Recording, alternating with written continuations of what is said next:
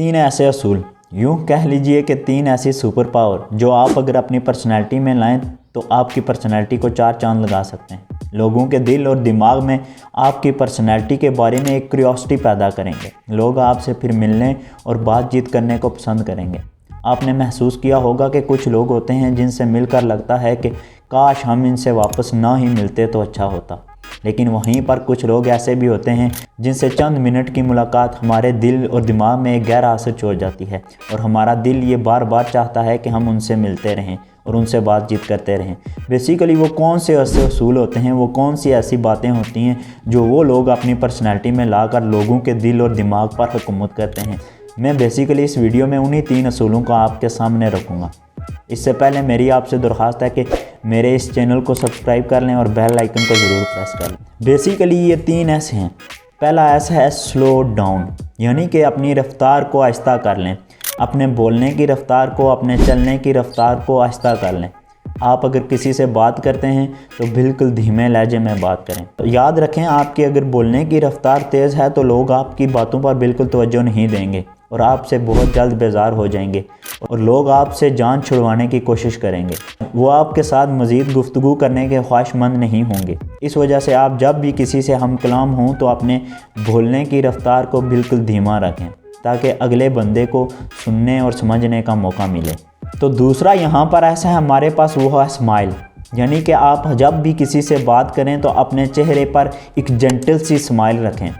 अब जब भी किसी से बात कर रहे हों तो अपने चेहरे पर हल्की सी मुस्कुराहट रखें। ये मुस्कुराहट दूसरे बंदे को ये पैगाम देगा कि आप उसमें इंटरेस्टेड हैं और आपको उससे मिलकर अच्छा लगा है, और इसी तरह वो बंदा आपके साथ फिर कंफर्टेबल फील करेगा। आपने देखा होगा कि बहुत सी ऑर्गेनाइजेशन, ख़ास तौर पर प्राइवेट ऑर्गेनाइजेशन, जब भी अपने एम्प्लॉय को ट्रेनिंग देती हैं तो उनको पहला रूल ही यही सिखाती हैं कि आपने जब भी किसी से बात करनी है आपने अपने चेहरे पर एक जेंटल सी स्माइल रखनी है। उस जेंटल सी स्माइल की वजह से उनके कस्टमर के जहन में उन लोगों के बारे में पॉजिटिव फील जाती है और कस्टमर उनकी तरफ जल्दी अट्रैक्ट हो जाते हैं। यही वो रूल है जो आपने अपनी ज़िंदगी में लाना है। यही वो असूल है जिस पर अमल करके आपने अपनी पर्सनैलिटी को इन्हांस करना है। आपने अपनी पर्सनैलिटी को दूसरों के सामने एक बेहतर अंदाज में पेश करना है। तो वो रूल ये है कि हमेशा अपने चेहरे पर एक मुस्कुराहट रखनी है, चाहे वो आपका इंटरव्यू देने का टाइम हो, चाहे वो आप किसी से बात कर रहे हों।